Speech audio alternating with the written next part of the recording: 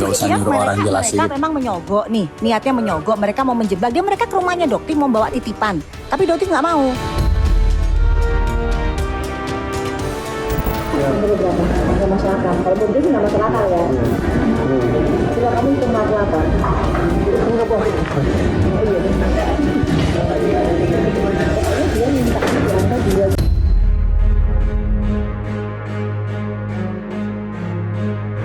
Kalau di sana memang betul.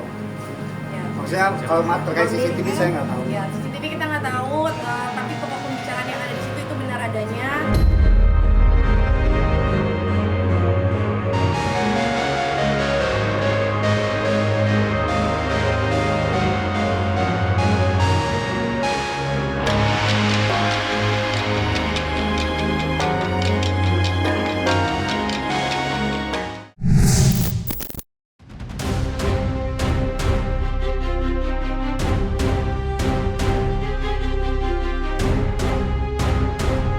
Penahanan terhadap Nikita Mirzani dan Mail Syaputra tentu masih menyisakan berjuta tanda tanya, khususnya terhadap seperti apa nasib hukum dokter detektif ke depannya.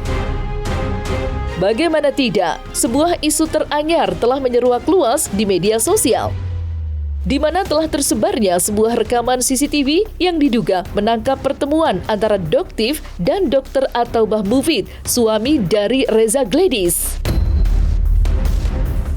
Sontak saja, hal itu berhasil membuat Doktif geram. Pasalnya, tak berselang lama, ikut tersebar sebuah rekaman suara berisi pembelaan diri dari dokter detektif terhadap tudingan-tudingan miring yang kini menerjang nama baiknya.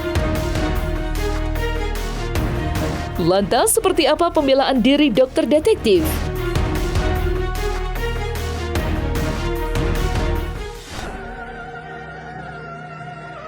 Berapa? Nggak masuk akal. Kalau menurut dia nggak masuk akal ya. Coba kamu hitung aku apa? Enggak boleh.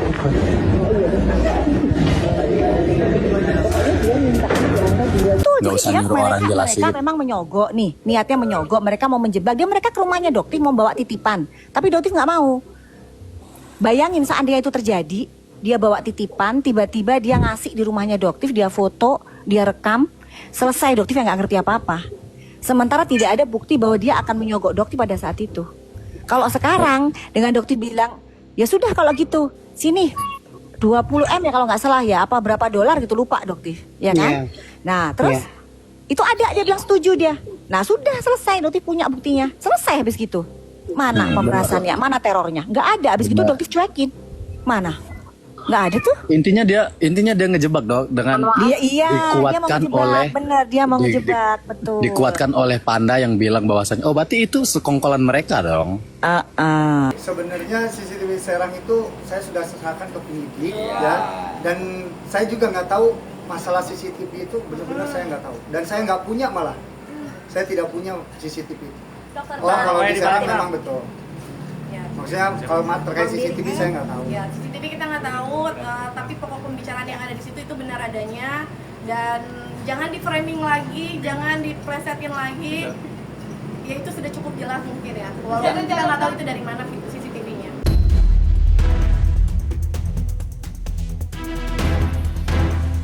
Munculnya pembelaan dokter detektif tentunya tidak lepas dari aksi Arif Afanda selaku asisten Sheila Saukia.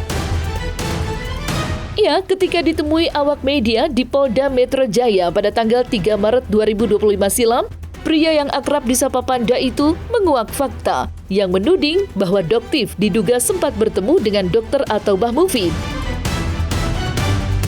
Ia, Panda disebut-sebut sebagai orang pertama yang menguak isu tersebut. Menariknya lagi, Panda bahkan menuding jika kala itu Doktif diduga meminta uang sebesar puluhan miliar dengan membawa-bawa nama sosok besar yang menjabat dengan pangkat tinggi di salah satu instansi pemerintahan. Aku mau kasih tahu ke kalian bahwa ini memang dia punya niat tersembunyi di balik review-review skincare ini. Ya, terbukti dari kemarin dia pernah ada kabar bahwa dia ketemu sama suami Dr. Reza di Starbucks Cilegon, tapi dia itu membantah dan mengatakan bahwa itu adalah fitnah. Ya, dia bertemu dengan salah satu sales obat sales pabrik obat. Nah, ternyata dia memang ketemu dengan dengan suami Dr. Reza, dan dia juga di situ meminta sejumlah uang $2 juta Singapura atau 20 miliar lebih kurang ya, dan membawa-bawa nama Kapolri, membawa-bawa nama DPR, dan juga dia membawa-bawa nama presiden ya di situ. Ya, kalau kalian mau lihat fotonya, aku sekarang liatin. Jelasin Bang.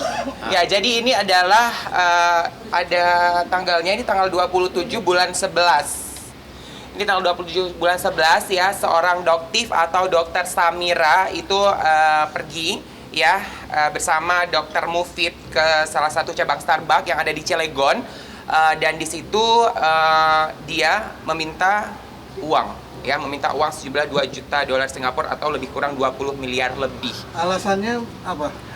Saya nggak tahu alasan tepatnya apa, tapi di sini dia membawa nama Kapolri, membawa nama Presiden, membawa nama-nama DPR. Saya juga nggak tahu ya. Saya harap ini bisa diusut tuntas, karena kalau ini nggak diusut tuntas, nanti setelah ini bakal ada oknum-oknum yang seperti ini lagi. Itu sih harapan saya. Doktif, berbicara ini di depan kalian semua. Ya Allah, jika apa yang Doktif katakan selama ini adalah sebuah kebohongan atau fitnah semata, ya Allah turunkanlah azab kepada Doktif. Jatuhkanlah laknat kepada Doktif. Jika memang ada setitik niat Doktif untuk menjatuhkan brand tertentu atau menyebarkan hoax yang tidak bisa dipertanggungjawabkan. Tetapi jika apa yang Doktif sampaikan adalah suatu kebenaran dan mereka menyerang Doktif, para buzzer-buzzer yang menyerang Doktif, Doktif mohon, ya Allah ampuni mereka. Topeng! Puas banget hati gue malam ini, Topeng. Topeng sayang. Ya, karma pelan-pelan sudah mendekatimu. Tinggal tunggu hari aja, tinggal tunggu waktu, Topeng ya. Sebentar lagi kejahatan kau bak binatang ya, binatang buas itu akan segera terungkap ya. Jadi akan runtuh kau sayang ya, akan runtuh kau sayang. Nggak apa-apa ya, nggak apa-apa. Aku diam selama ini, padahal aku udah tahu semuanya, aku udah pegang semuanya, tapi aku tetap kekeh. Aku akan keluarkan bom nuklir ini di waktu yang tepat. Dan sekaranglah waktunya. Topeng, malam ini aman, Topeng. Jantung aman, ha? Jantung kau aman, ha? Aman jantung kau. Kerahkan bala-bala kau, kerahkan buzzer kau. Nggak goyang aku sedikit pun. Tui. Selain memancing pembelaan dari dokter detektif, ditahannya Nikita Mirzani juga memantik reaksi dari salah satu seterunya, yakni Tengku Zanzabela. Ketika ditemui, Tengku Zanzabela pun tak segan-segannya menutupi kenyataan jika penahanan itu telah menghadirkan rona bahagia di wajahnya. Menurutnya, kejadian tempo hari adalah suatu bukti bahwa tidak ada satupun anak bangsa yang kebal hukum. Dan yang tak kalah mencolok, Tengku Zanzabela pun mengaku kalau dirinya akan terus mendampingi proses penyidikan hingga ke meja hijau nanti. Lantas, seperti apa reaksi langsung Tengku Zanzabela menanggapi penahanan Nikita Mirzani?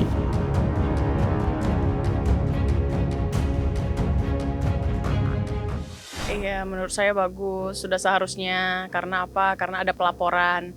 Jadi kalau ada pelaporan berarti harus ada yang ditahan begitu. Karena sudah ditetapkan menjadi tersangka. Walaupun katanya itu bukan akhir, ya tetap tersangka. Senangnya karena terpatahkannya bahasa-bahasa Nikita Mirzani ini kebal hukum. Itu aja sih. Senang karena saya pernah melaporkan dia dan ini yang saya harapkan. Artinya ini pelajaran buat dia agar dia tidak sembarangan begitu. Atau ucapan dia itu mendidik. Sekali-sekali lu mendidik lah, jangan kayak gitu loh. Saya pasti akan terus bersuara dan mungkin saya ikut hadir kali ya di pengadilan menyaksikan apa yang terjadi seperti dahulu kala pada saat di Serang gitu. Nah, kalau misalnya dia punya hak hukum, iya, seorang pembunuh pun punya hak untuk membela dirinya gitu, punya hak hukum. Ya silakan dia mengambil hak-hak dia, tapi kan nanti terbukti semuanya. Karena saya rasa dengan bukti yang ada yang beredar saja itu udah nggak mungkin ditepis lagi.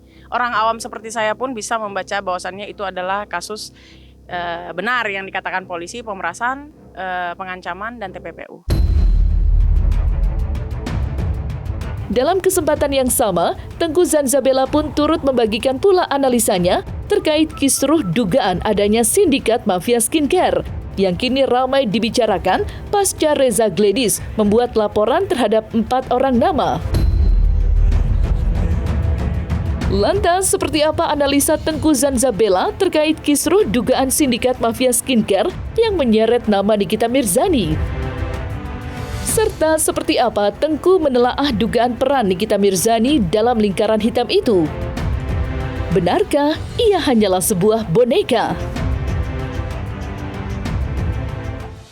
Sebenarnya nggak boneka sih, tim ya, tim.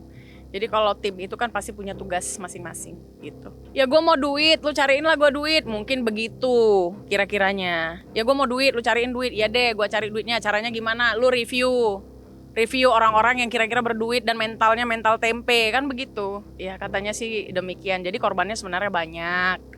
Bukan hanya itu, saya juga dengar-dengar dan itu bisa divalidasi dari sosial media. Banyak tuh akun-akun yang memposting, akun-akun cyber yang memposting gitu ya, kayak Vault Cyber dan lain sebagainya. Jadi kesimpulannya ini bukan hal yang pertama kali yang dilakukan oleh mereka, karena yang beredar aja udah berapa orang gitu loh. Ada lagi yang belum melaporkan. Orang takut kan? Iyalah, kalau orang nggak takut nggak mungkin lah dia kasih uang. Pada intinya bahwa kami dari penasihat hukum sangat yakin dengan apa yang kami majukan. Sudah, itu aja. Dan ini sindikat, bukan kami sindikat.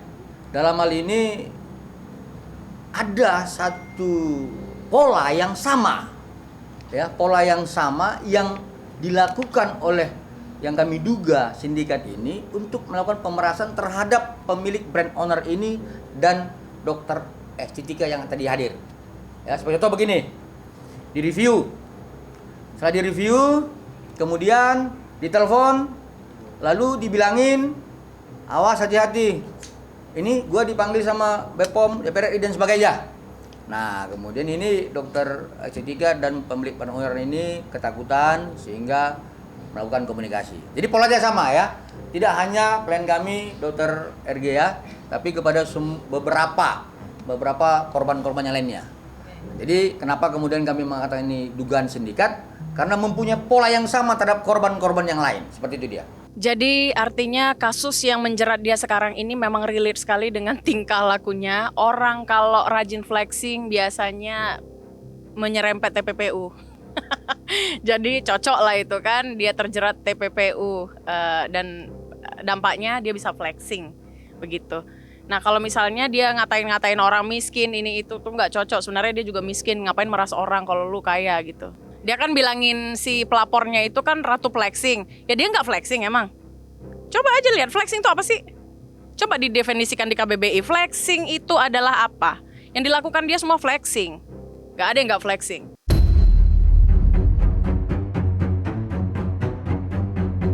Diketahui Tengku Zanzabela memang tak pernah segan untuk menghadapi Nikita Mirzani dalam aksi adu mulut dan saling sindir lewat media sosial. Bahkan bisa dikatakan bahwa setiap Nikita memberikan tanggapannya terkait suatu kasus yang tengah viral, Zanzabela selalu setia hadir di barisan lawan. Bukan hanya baru-baru ini, keduanya bahkan sudah berseteru sejak 2 tahun yang lalu, di mana Nikita sampai dilaporkan oleh Tengku Zanzabela atas dugaan pencemaran nama baik. Hari berganti hari, pergantian tahun pun terlewati. Namun yang terjadi, api pertikaian masih menyala terang di hati mereka. Dan pastinya, kasus laporan Reza Gladys pun tak luput dari perhatian Zanzabela. Buktinya, ia tak pernah berhenti menyuarakan spekulasi-spekulasi baru yang mengejutkan. Salah satunya terkait seruannya kepada pihak kepolisian untuk segera menahan Dr. O alias sosok Bapak Peri.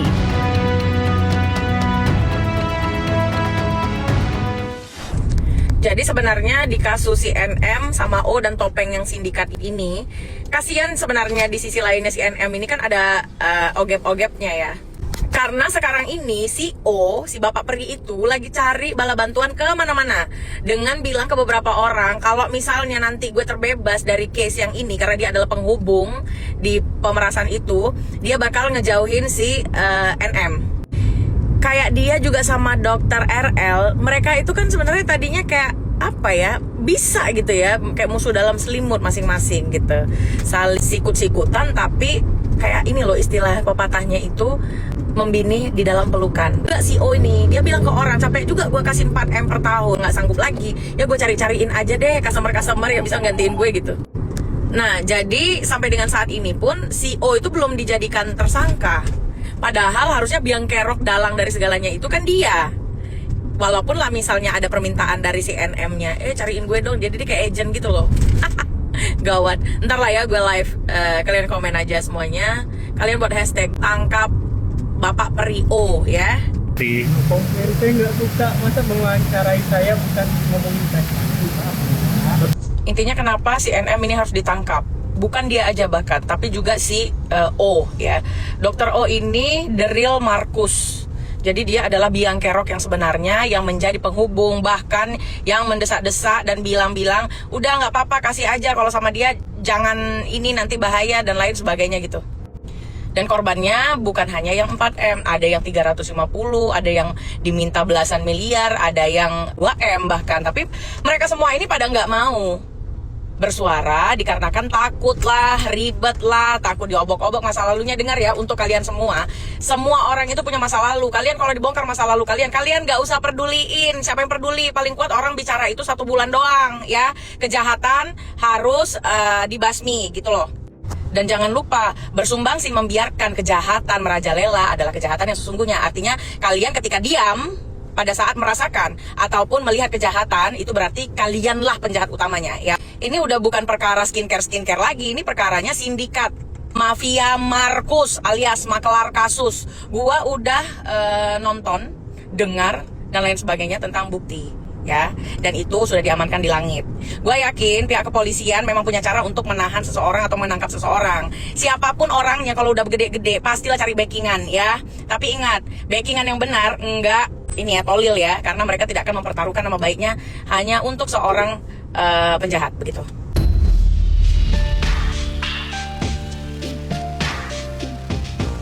Nah, selesai sudah Cumi Lovers. Jangan lupa untuk like, subscribe, dan juga share channel YouTube Cumi Cumi.